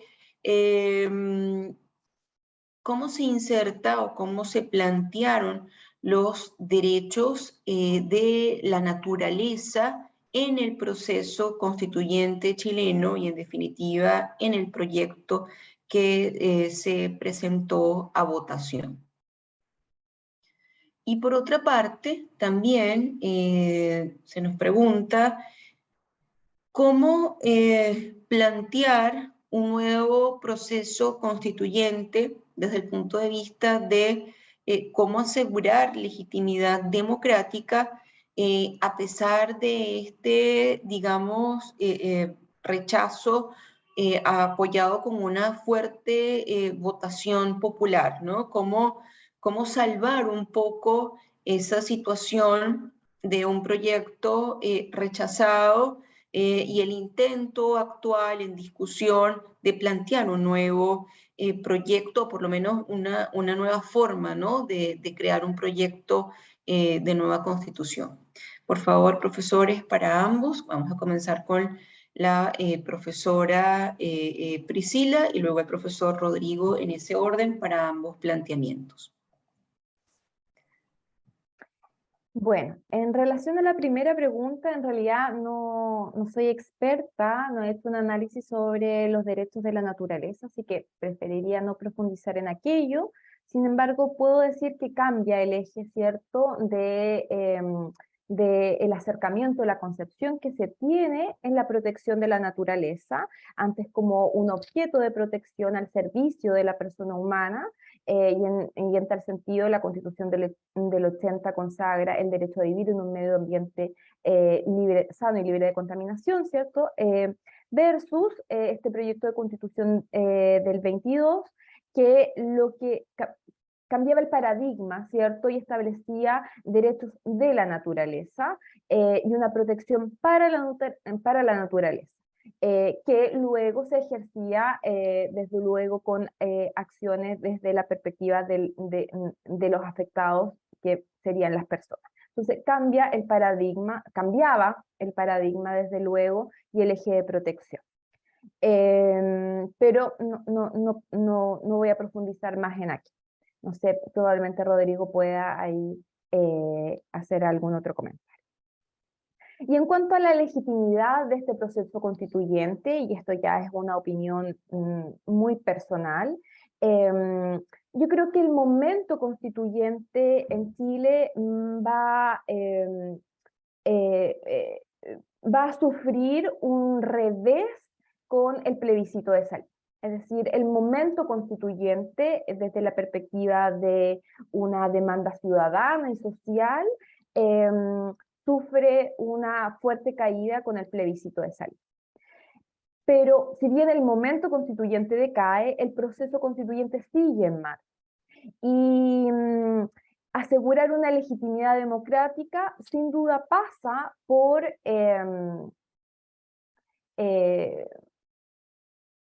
un ejercicio ciudadano, aunque existe sin duda un desgaste en la ciudadanía en temas de votaciones, pero pasa necesariamente por la elección democrática de los y las representantes que puedan configurar un nuevo órgano constituyente.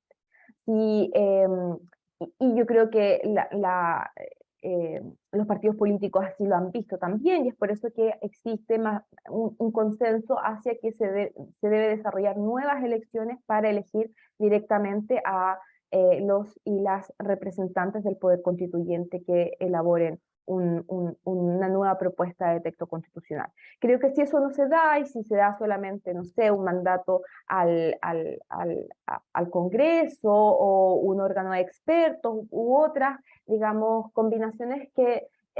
pudieran idearse,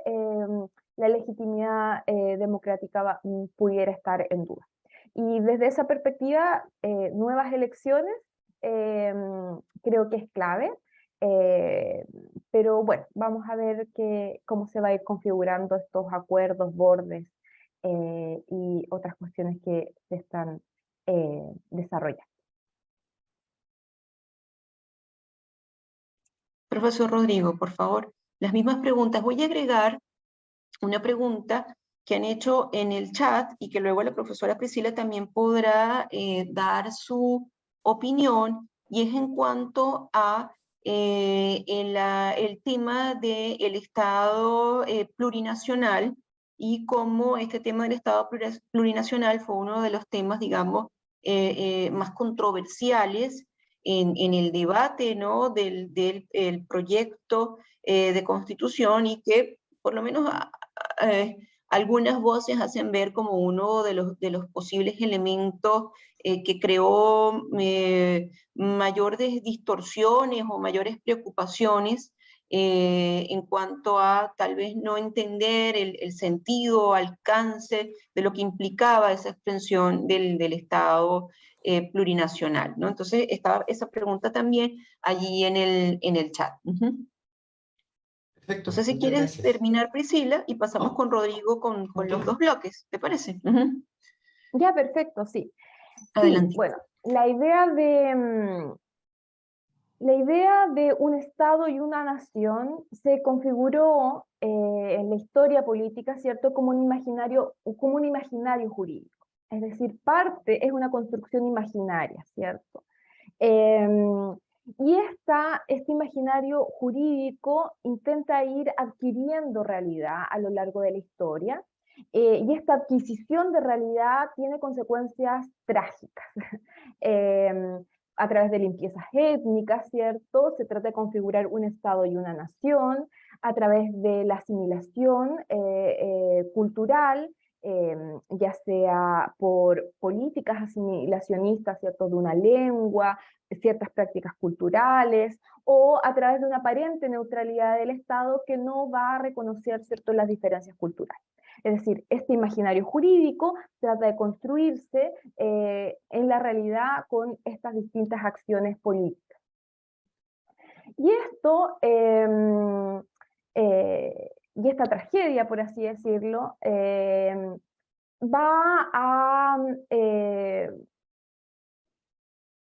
llamar a que el imaginario jurídico también dé nuevas respuestas, ¿cierto? Y esas nuevas respuestas pasan por reconocer que la relación entre el Estado y las naciones puede ser distinta. Pueden existir varias naciones en el sentido que es una comunidad, ¿cierto?, que tiene vínculos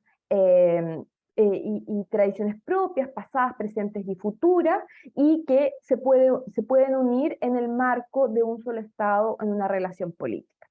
Y las nuevas teorías políticas vienen a dar cuenta de ello y van a reconocer los estados plurinacionales, es decir, varias naciones que conforman una unidad política dentro del Estado, y que América Latina viene a recoger muy bien esta teoría, ¿cierto?, en sus textos constitucionales. Sin embargo, en Chile generó efectivamente, como señala Andrea, gran resquemor, no solo en la teoría, porque bueno, las escuelas de derecho vienen enseñando esto de un Estado, una nación por mucho tiempo, y hay una falta de visión crítica en ese sentido, y en la práctica porque se ha creado este imaginario cultural también de un origen único, ¿cierto? Que era ciego a esta historia de los diversos pueblos y naciones. De manera que efectivamente una de las cuestiones que más resquemor generó y que también más se difundió por la oposición era que la Constitución venía a dividir. Esto es un poco lo que también explicaba dentro de las críticas.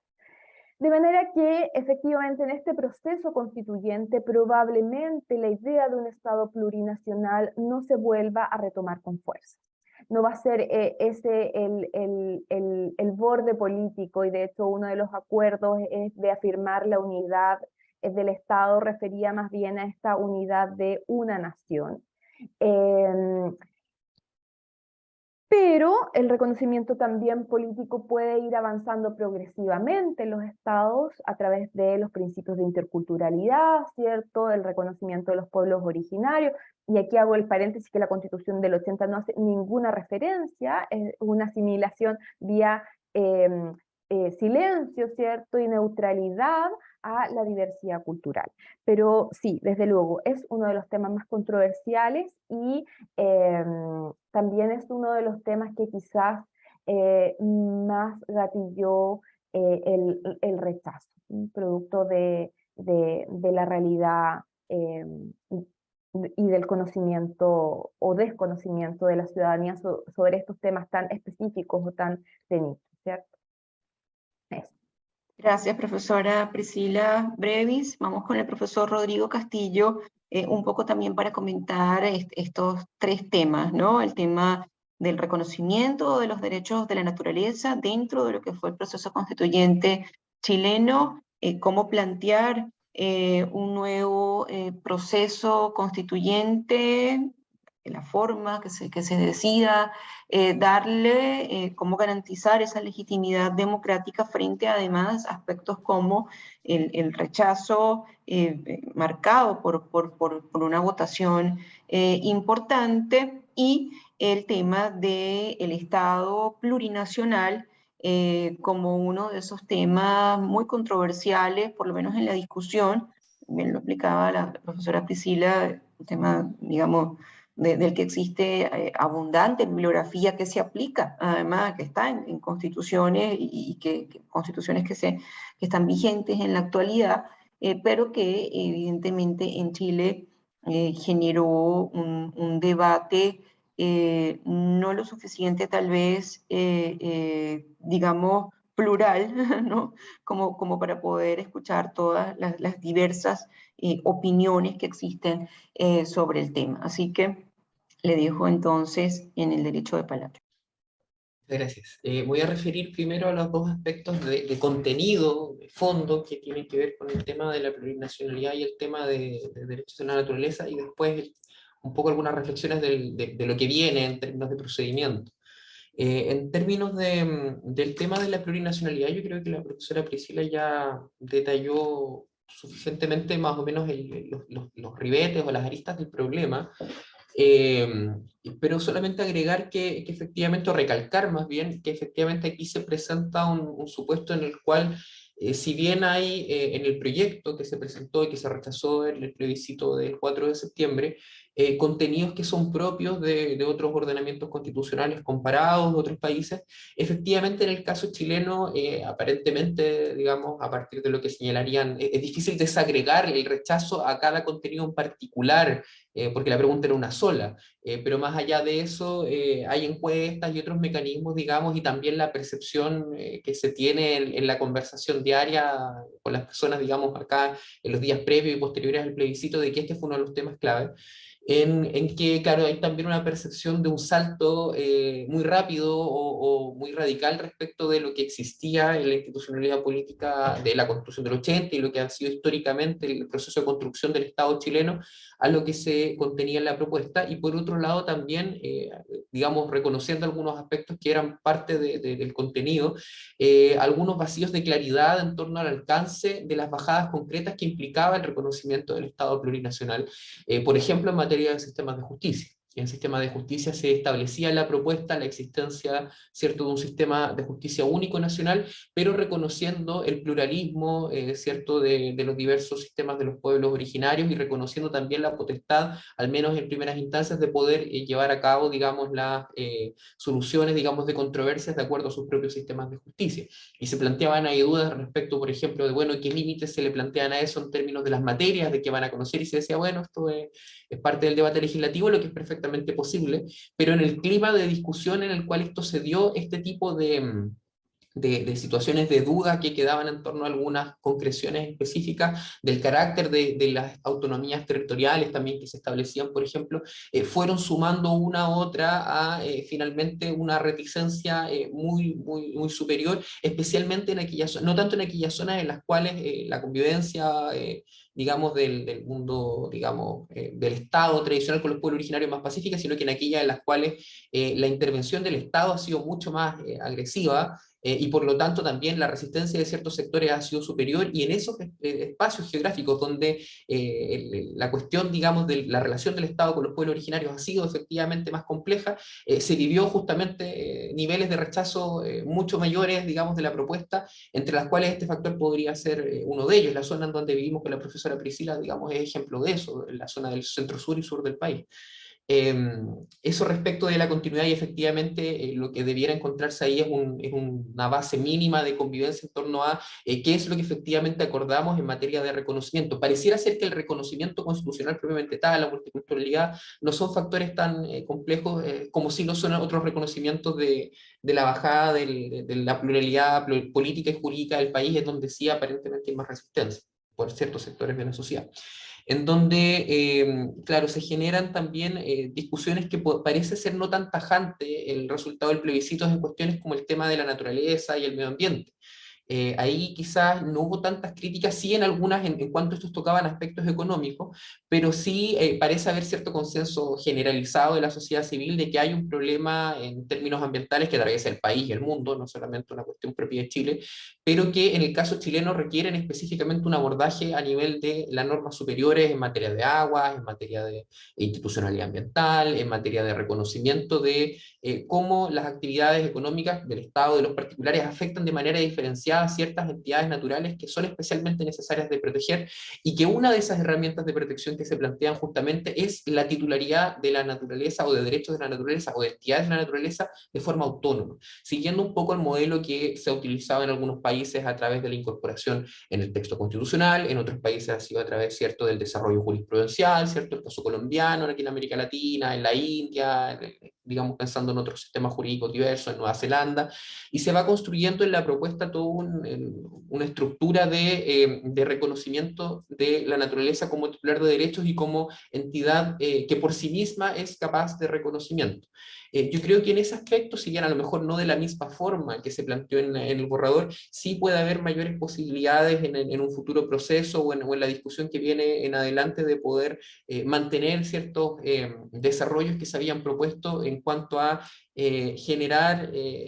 herramientas legales de titularidad o de institucionalidad para la protección del medio ambiente como parte de ciertos de estos elementos de consenso en los cuales el país requeriría un fuerte cambio. Y pensando ya en lo que requiere ya en la continuidad del proceso, como señalaba en la exposición, todavía seguimos, creo, o en mi perspectiva por lo menos, como siendo o formando parte de este proceso en sentido más amplio que todavía no está cerrado y que tiene conversaciones políticas y sociales todavía abiertas, en las cuales, claro, el tema de la legitimidad del proceso es fundamental, que se atendió, por cierto, en la etapa que ya concluyó, se atendió fuertemente a la legitimidad en todas las etapas, un plebiscito de entrada, plebiscito de salida, elección democrática de las convencionales, y sin embargo tuvo el resultado que se tuvo. Lo que no quiere decir que haya que abandonar, para nada, al contrario, reforzar los aspectos de participación, pero sí tener en cuenta también que son muchos otros factores los que juegan al momento del pronunciamiento final respecto del producto de ese trabajo, y en ello creo va a ser muy necesario lo que ya mencionaba la profesora Priscila de la elección democrática del organismo en las condiciones que se determine. Va a ser muy necesaria, por cierto, la consideración institucional o el aprendizaje institucional de las etapas del proceso que han ido avanzándose tanto en las formas como en los contenidos, reconocer qué contenidos o digamos que exista la posibilidad de que el acuerdo político dé cuenta de cuáles son las bases mínimas de discusión, no como una forma de veto a las ideas que me opongo, sino que como una forma de reconocimiento de los consensos sociales básicos que se han expresado ya en los últimos procesos. Hay diversas formas de atender a ello, no es del caso ponernos a detallar aquí cómo o cuáles serían esos acuerdos. Parte del debate central que hay en el país en este minuto es ese justamente. Pero evidentemente requieren de un debate que puede derivar a lo mejor en un nuevo plebiscito de entrada, algunos dicen derechamente a la elección directa de un nuevo órgano constituyente. Yo creo que todos esos mecanismos son válidos en la medida que se den de una forma democrática y respetando, insisto, aquellos aspectos de consensos generales que la población ya ha ido manifestando en las etapas de este proceso, de otros antecedentes previos que han habido, y idealmente que esta etapa ya sea aquella que cierre en definitiva la discusión en torno a una nueva constitución, digamos, legítimamente validada, democráticamente validada por la ciudadanía. Gracias al profesor Rodrigo Castillo, quien también pues, desarrolló estos tres temas planteados, trayéndonos además una serie de consideraciones adicionales que verdaderamente llaman a la reflexión, tanto a docentes como a operadores jurídicos y a estudiantes del derecho. Bien, yo le doy las gracias a nuestros tres panelistas por el desarrollo de cada una de sus ponencias, llevándonos desde todo el desarrollo del proceso constituyente chileno hasta sus características más relevantes y culminando con estas reflexiones, las cuales podemos trasladar un poco tanto a el presente, a la discusión actual, como a fórmulas que a futuro pudieran ser utilizadas. Dejo entonces en la palabra al profesor Emerson Moura para el cierre de este bloque de este Congreso de Derecho Constitucional Internacional. Adelante, professor Emerson. Obrigado, professora Jen. Eu acho que hoje foi uma manhã muito profícua. A possibilidade de observar as questões relativas a um processo constituinte no meio de uma divergência política intensa e de um processo democrático pluralístico traz muitos contributos para que nós possamos refletir sobre a nossa realidade constitucional, que embora nós tenhamos hoje um modelo de estabilidade do texto constitucional, as disputas políticas que ocorrem em torno da interpretação desse texto plural e a tentativa de incorporação de uma série de reformas, inclusive neoliberais, sobre ele, acaba gerando uma necessária discussão sobre se, de fato, a nossa experiência constitucional escrita corresponde aos anseios da sociedade brasileira ou se devemos levar, como foi feito no Chile, para que haja uma manifestação popular e para que possamos instaurar um debate sobre quais valores, como os palestrantes falaram aqui hoje, né, sobre quais valores nós vamos preservar na nossa história constitucional e quais valores nós desejamos ou não mudar dentro da nossa realidade social e pluralística inclusive nos adequando aos nossos irmãos latino-americanos, na nossa relação própria que temos com a natureza e com a proteção dos direitos humanos fundamentais. Queria agradecer, em nome da professora Jean, os palestrantes que nos brindaram essa manhã com isso, em razão do horário, até porque não gostaria que nós ultrapassássemos muito tempo para estimular a plateia a participar à noite. Quem tiver dúvidas adicionais ou queira fazer perguntas, né, eu vou pedir que encaminhe, se a professora Jean concordar, para o e-mail cpjc@unirio.br, e eu encaminho ao palestrante, e o palestrante encaminha a resposta de volta para garantir que nós encerremos dentro do horário, né? Não sei se a professora Jean concorda, os colegas concordam. Perguntas adicionais por e-mail, por correio eletrônico. E gostaria de encerrar, então, esse painel da manhã, convidando a todos para acompanhar também o painel da noite. Hoje de manhã nós estudamos essa experiência chilena, né? E à noite nós vamos ver essa questão democrática também, não mais na Constituinte, né? Mas essas tensões democráticas que nós temos vivenciado na Argentina e no Brasil. Com as conferências do professor Plauto, da professora Cláudia e do nosso Miro Teixeira, que foi constituinte lá em 87. Então, eu queria parabenizar de novo todos e todas, agradecer e dizer que nos encontramos, então, mais tarde. Obrigado, professora. Obrigado. Tchau a todos. Adiós, gracias. Muchas gracias. Gracias, hasta luego. Saludos desde Chile. Chao, chao.